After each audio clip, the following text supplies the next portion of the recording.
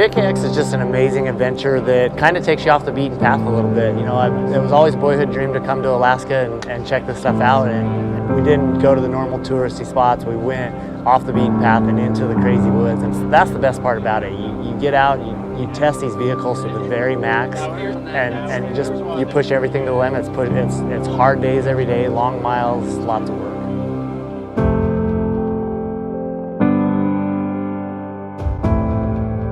A lot of people ask us why we come out to JKX. One of the reasons is just the sheer test of our equipment. The payoff is coming when, say like, look, straps are still on every set of Max Tracks here. We made it through some of the most amazing mud that I think I've ever seen, and it was just unbelievable. You know, just to be able to be part of that, see it in action, you know, puts things in perspective.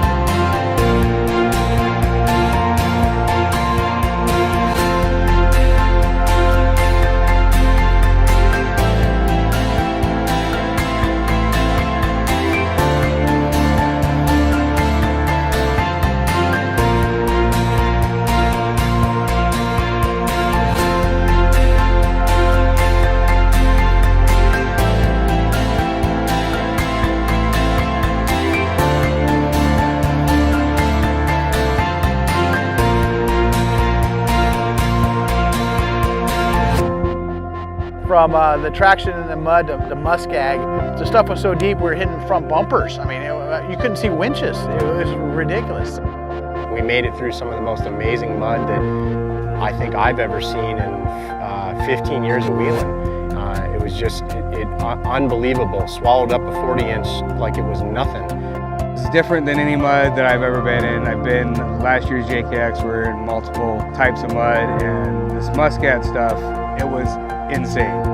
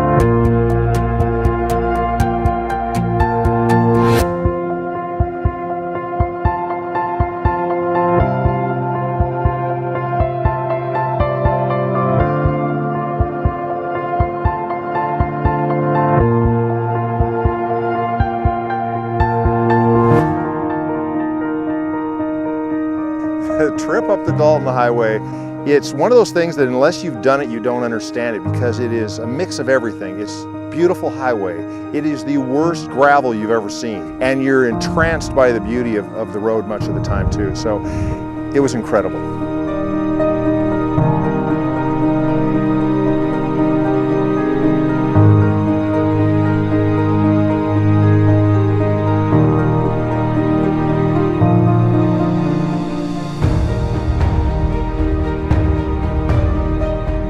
Not many people get to come up here and experience it. I think Alaska is that last frontier. The Dalton Highway alone is no joke. I mean, it's 500 miles of the nastiest, torn up, craziest road you'll ever drive. And coming here was not sitting around on the couch. It's epic.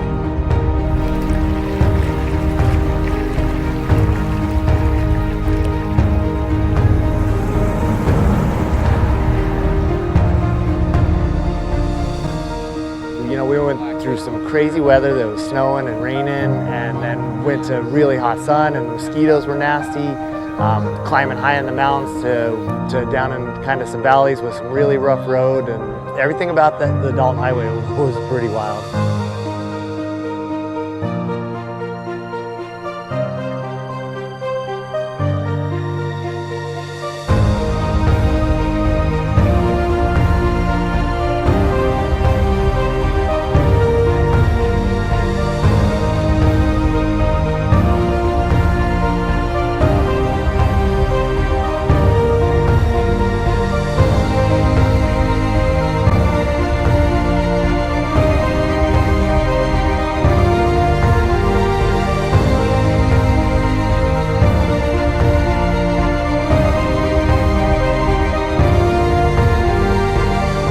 The ultimate payoff, bombing down the Dalton Highway, getting in the Arctic Ocean, you know, touching that water and being there. And we got to see it as something that nobody else has seen. It sounds touristy, but it's really special. And then knowing you gotta turn around and come back from the top of the planet. Get up there to the tip of the world and put that toe in the Arctic Ocean. Ticked a box for me. My only regret, I couldn't have my daughter with me. I mean, if I could say one thing, I mean, I brought her back a rock. It'll be a trip I'll do again with the family. I will not miss that opportunity.